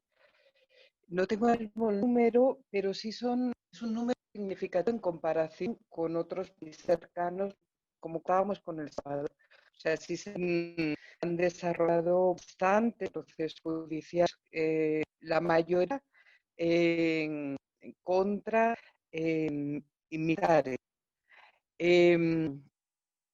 La mayoría contra militares y menos en contra de personas de la guerrilla, principalmente debido a dos causas. Una es, de acuerdo a la Comisión de Esclarecimiento Histórico, el 93% de la responsabilidad de las violaciones hechos cometidas durante el conflicto armado interno de Guatemala son el 93% es responsabilidad del ejército. Y hay un porcentaje mínimo que se atribuye la responsabilidad a los movimientos guerrilleros. Y por otra parte, no han habido la misma intensidad en la presentación de pruebas, en la presentación y en el impulso de procesos judiciales en contra de miembros de la guerrilla. Los mecanismos de priorización, como mencionaba, no ha habido una priorización en base a las violaciones a derechos humanos, en base a las vivencias particulares, sino en relación a la situación socioeconómica de las víctimas. Pero algo que llama mucho la atención, y como lo decía, finalmente las viudas sí están dentro de la priorización. Sin embargo, quiero destacarles un elemento, uno de los manuales del Programa Nacional de Resarcimiento. Es un manual que se denomina Violencia y o violación sexual durante el conflicto armado. Criterios para implementar la entrevista. Y textualmente se incluye un apartado que contiene elementos a tener en cuenta para abordar la credibilidad del testimonio, partiendo que en ocasiones se han presentado casos en los que se considera que la víctima ha inventado la sintomatología y o los hechos. Y en este apartado se plantea un procedimiento para el tratamiento de los expedientes de mujeres víctimas de violencia sexual. Y se utiliza una nomenclatura para esto. Nivel 1 es que es muy confiable, nivel 2 de una confiabilidad dudosa, nivel 3 no confiables. Y esos resultados de estos procedimientos servirán para la opinión técnica a cargo de psicólogas del PNR con respecto a si la persona sufrió o no sufrió la violencia sexual. Este es un procedimiento que solo está para este hecho, o sea, para esta violación a los derechos humanos, no para la desaparición forzada, no para las masacres, solo para la violencia contra las mujeres. Y se sustenta este procedimiento en el sentido de que las mujeres, o sea, es necesario corroborar los hechos porque muchas mujeres han mentido, según su lógica, la lógica del PNR, en el sentido de hay patrones de represión, hubo patrones de represión en contra de las mujeres en la que usó la violencia sexual como método de dominación y de control de la población, y la lectura que hace el PNR, o que ha estado haciendo el PNR, ha sido que como todos cuentan lo mismo, es porque todo es mentira. O sea, no toman en cuenta de que hubo estrategias y patrones de actuación a nivel comunitario en donde la violencia sexual era una herramienta de guerra. Y entonces cargan la culpa nuevamente con las víctimas y en este caso contra las mujeres. Ese es el nivel de priorización que en muchos casos ha llevado el PNR. En el nivel de la Junta de Iniciativa ante la ausencia del Estado ha desarrollado las víctimas o la sociedad civil, yo creo que la más fuerte ha sido la organización y la articulación de las distintas expresiones. El movimiento de víctimas en Guatemala es un movimiento fuerte a pesar de las diferencias que puede haber, a pesar de las distintas visiones o distintas situaciones particulares. Es un movimiento que sí está articulado igual con las organizaciones de sociedad civil y organizaciones de derechos humanos. Yo creo que la iniciativa más fuerte ha sido la articulación, ¿no? Y para terminar con la parte del tema interamericano y el impacto que ha tenido, yo creo que ha sido fundamental para cambiar prácticas instaladas en las lógicas del Estado y forzar a que eso cambie. Guatemala ha tenido un parteaguas con el pasado. No ha habido una ruptura con un reconocimiento de los hechos, un reconocimiento de los hechos oficial. El Estado no reconoció, no ratificó, por ejemplo, los informes de la verdad, y el no tener ese parteaguas con el pasado lo que hace es que muchas de las estructuras, muchas de las prácticas continúen, y lo vemos con la cantidad de denuncias de violaciones a derechos humanos y principalmente violaciones o sea, toda la criminalización y judicialización hacia defensores y defensores de derechos humanos. Y el sistema interamericano lo que ha posibilitado ha sido poner freno a muchas de situaciones que se estaban perpetrando, ¿no? Y yo creo que es clave ¿no? El que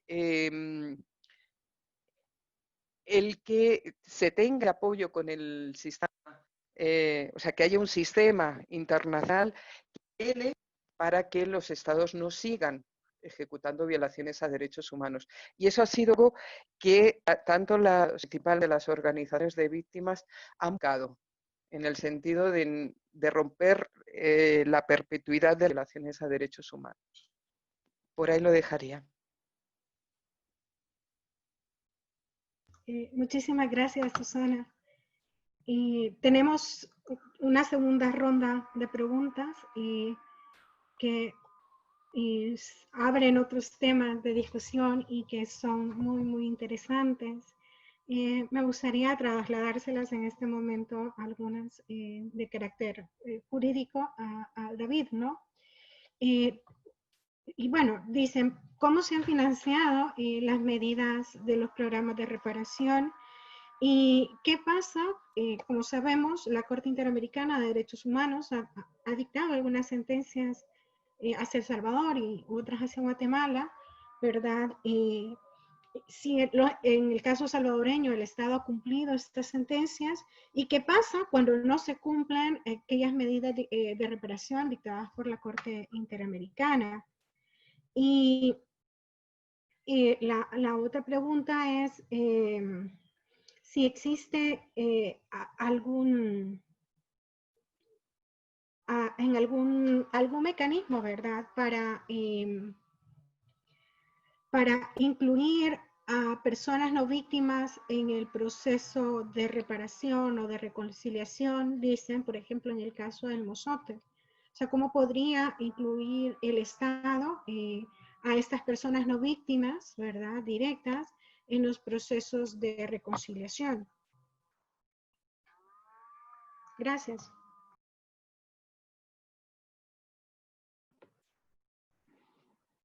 Bien, el tema del presupuesto en el caso de El Salvador realmente refleja la falta de voluntad política por cumplir este tipo de obligaciones de reparación. A diferencia del bloqueo, por ejemplo, de los archivos militares del gobierno anterior y el actual hasta hoy, que es una actitud activa, ¿no?, del Estado, en el caso de las reparaciones en los últimos años, sobre todo de las sentencias de la Corte Interamericana, pues hemos tenido posiciones de reconocimiento de la obligación, pero de incumplimientos muy grandes. Cuando se ha tratado de sentencias puntuales que involucran a una familia, a un grupo familiar, como en el caso de niñez desaparecida, pues la reparación material la han cubierto, pero tienen deudas muy grandes en relación a otras reparaciones. Y ya la situación de debilitamiento, de falta de apoyo, de falta de presupuesto en las comisiones nacionales de búsqueda, tanto de niños y niñas como de adultos desaparecidos en el conflicto, es reflejo de esa falta de voluntad. El tema del presupuesto es una cuestión de definición de prioridades, ¿no? La formulación del presupuesto cada año es una definición de prioridades. Siempre hay prioridad para pagar las decenas de millones de la deuda externa, para financiar un sistema de transporte público-privado con muchas deficiencias y atropellos, para financiar la deuda política de los partidos, para financiar la propaganda gubernamental, para mantener presupuestos injustificables a las Fuerzas Armadas. En el último presupuesto fue la institución que percentualmente más se le incrementó. Se recortó en salud, se recortó en educación y se le incrementaron a las Fuerzas Armadas. Pero nada de esto en el último presupuesto se destinó a reparaciones para las víctimas.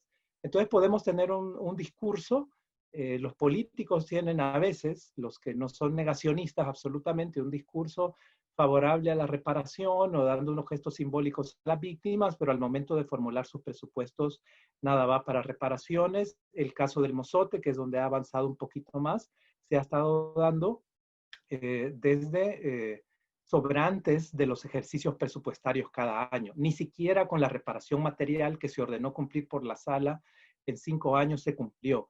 Es todavía un porcentaje mínimo de población a quien llegó la reparación material. Este ha sido el manejo, dijéramos, de la ausencia de prioridad o una forma de ahogar el cumplimiento, ¿no? Y seguir discriminando a las víctimas como una posición de Estado que niega estas obligaciones, lamentablemente.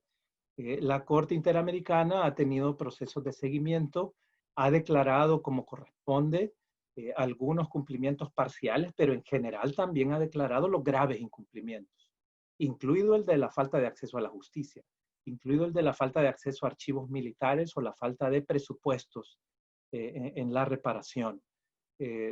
Pues es difícil, ¿no? Que estas sentencias se hagan, obviamente no se pueden hacer valer por la fuerza, y no tendrían sentido, ¿no? Hacerlo de esa manera, no es su naturaleza, pero sí es una herramienta internacional de carácter jurídico-político que estimula, ¿no? Para continuar en estas luchas de exigencia. Hasta hoy el Estado salvadoreño está resultando impune para dar este tipo de cumplimientos, pero hay conquistas importantes, como la sentencia o el inicio de algunos procesos que ya he mencionado. Las sentencias internacionales recogen el concepto amplísimo de víctimas de los estándares internacionales, que no solo son las víctimas que sufrieron el daño directo o los sobrevivientes de la masacre, por ejemplo, sino sus familiares inmediatos, las personas defensoras que les acompañaron, etcétera, ¿no?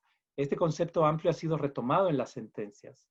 Si no están incluidas, no lo están en la medida que el Estado ha incumplido sus obligaciones. En términos del derecho interno, pues aquí el debate sigue abierto. En esta lucha por una ley de reconciliación que sí cumpla los estándares de derechos humanos, las víctimas y las organizaciones de derechos humanos defendemos que el concepto de víctima sea ese concepto amplio que nos han establecido los tratados internacionales de derechos humanos.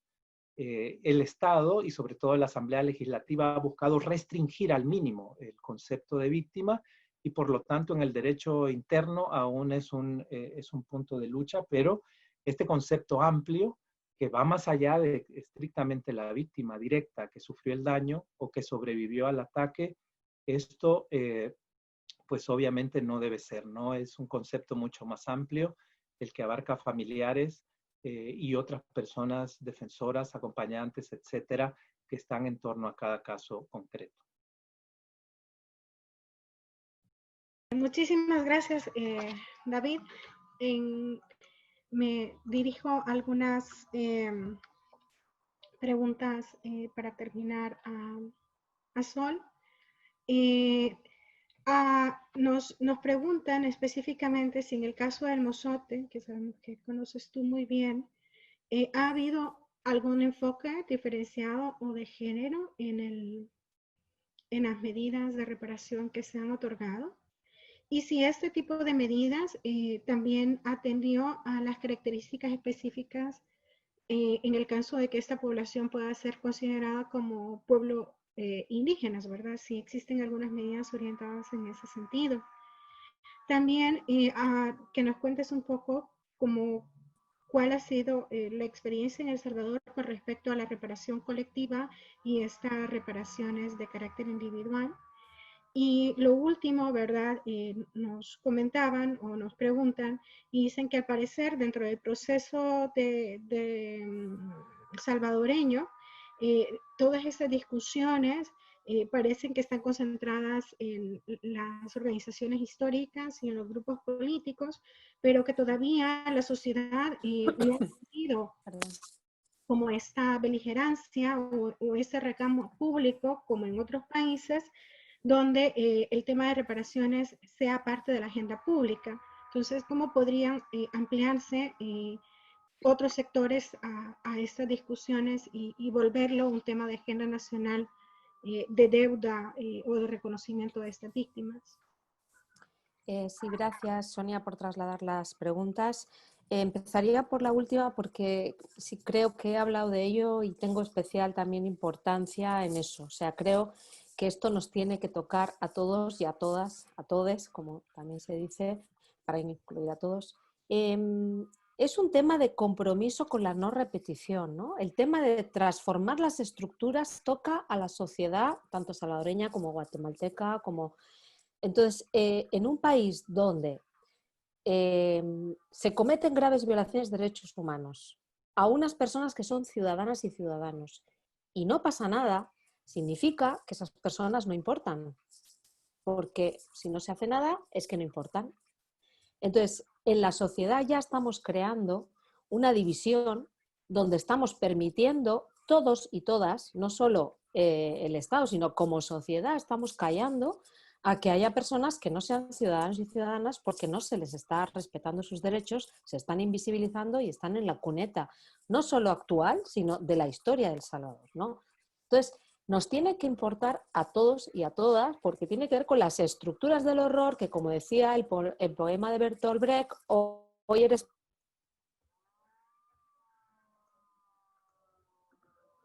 Hola, hemos tenido un pequeño problema de conexión con Sol.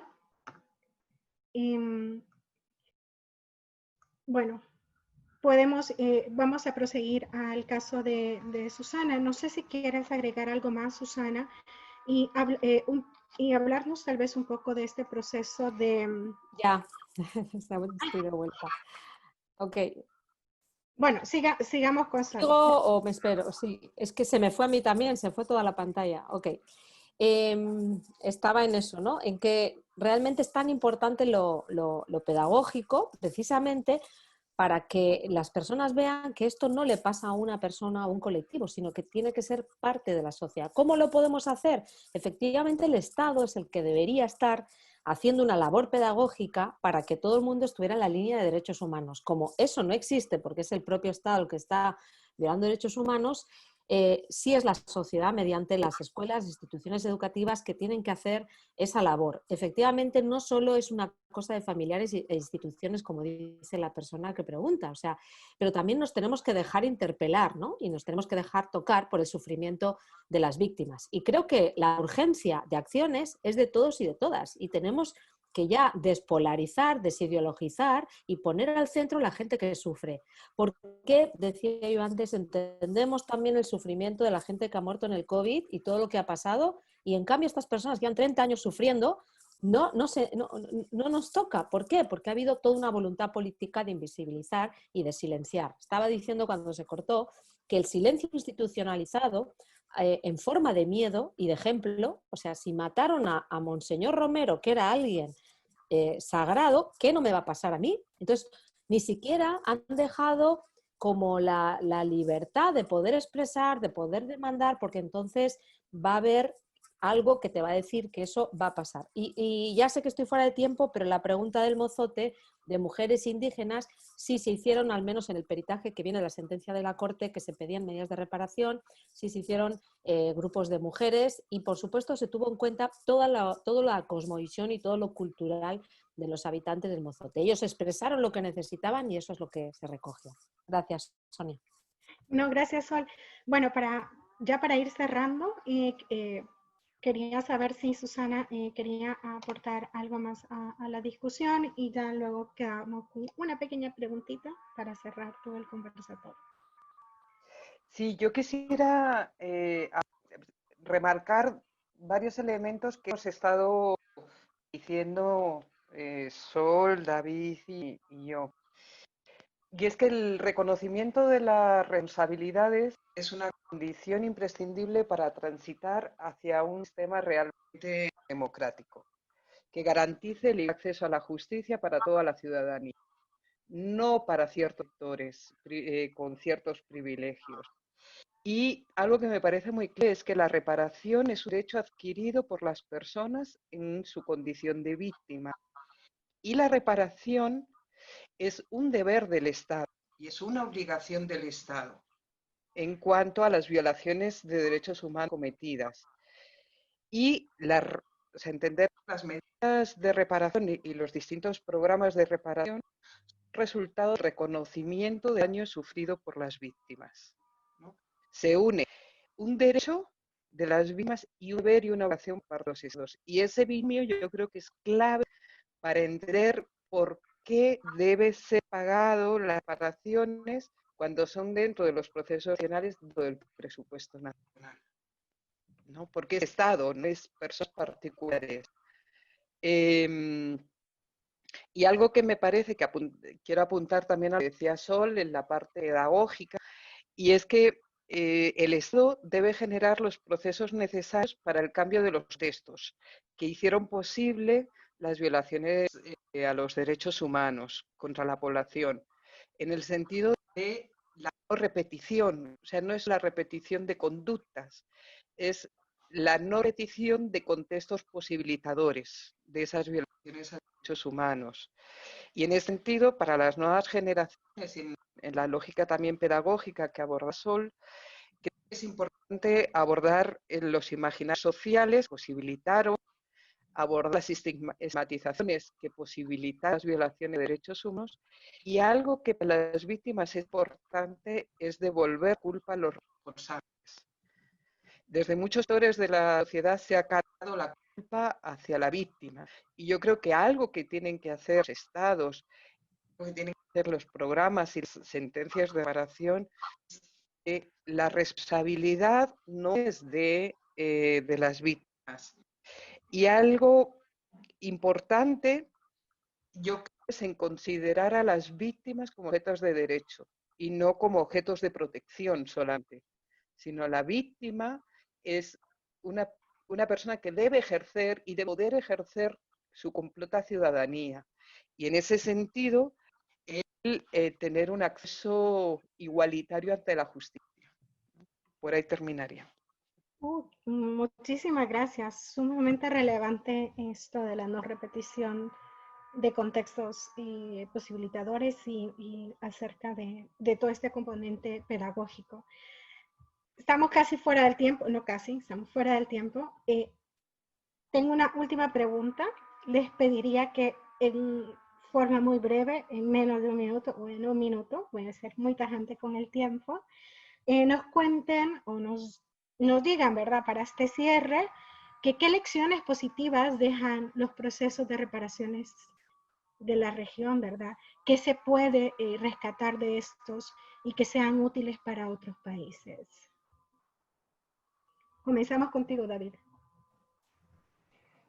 Bueno, el reconocimiento del Estado, que tanto han insistido Susana y Sol, el reconocimiento de esa dignidad, pues construye solidaridad social. Nosotros vemos en El Salvador grandes niveles de ausencia de solidaridad, de ausencia de empatía hacia las víctimas de la violencia actual, las víctimas de violaciones a derechos humanos o de la violencia común, organizada o estatal del presente. Casos, por ejemplo, como el Mozote, Su Verdad, la obligación del Estado, que ha sido evidente para varios sectores de la población, están construyendo, impactando positivamente en esa construcción de empatía y solidaridad hacia víctimas en la opinión pública en El Salvador.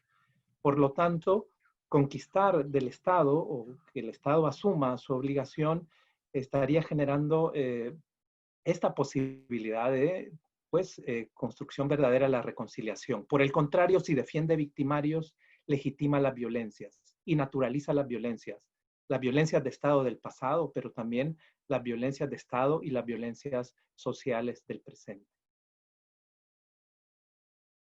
Muchísimas gracias, David. Sol, en un minutito, ¿qué lecciones deja la región que pueden ser utilizadas para otros países? La primera, para mí la más importante, es el empeño de las víctimas. Yo realmente las admiro. Yo a veces digo, bueno, a veces cómo se levantan, cómo siguen con toda la carga que tienen, cómo les cierran la puerta una y otra vez y son totalmente incansables y lo tienen muy claro y por favor, esto es importante para todos los países, lo que hablaba de la centralidad de las víctimas, que no sea un adorno, sino que realmente se legitime. Dos, que sin procesos de justicia transicional, sin procesos de apoyo psicosocial, sin los procesos con las víctimas, no es posible la reconstrucción del tejido social. Y tres, que si desde el Estado no se fortalecen las instituciones que se crean para este fin, con los pilares o con las fortalezas que he dicho antes, esto se puede alargar durante años. Entonces, yo hago un llamado a la sociedad en general, centroamericana, a que es algo común, o sea, el dolor y el sufrimiento de las víctimas. Yo he conocido víctimas de norte y sur y de España y todas tienen algo en común. Yo creo que hay algo, un lugar común que nos une y yo creo que deberíamos unirnos en pedir que realmente la reparación tiene que ver con el futuro. No hemos hablado de los impactos en las nuevas generaciones y en la niñez. Y creo que es un tema que ellos son el futuro, o sea, son el futuro que viene y creo que es muy, muy importante que las víctimas que ya son eso, sus padres, sus madres, sus abuelas, ellos reconozcan también y conozcan su historia a través del Estado. Muchas gracias. Muchísimas gracias, Sol.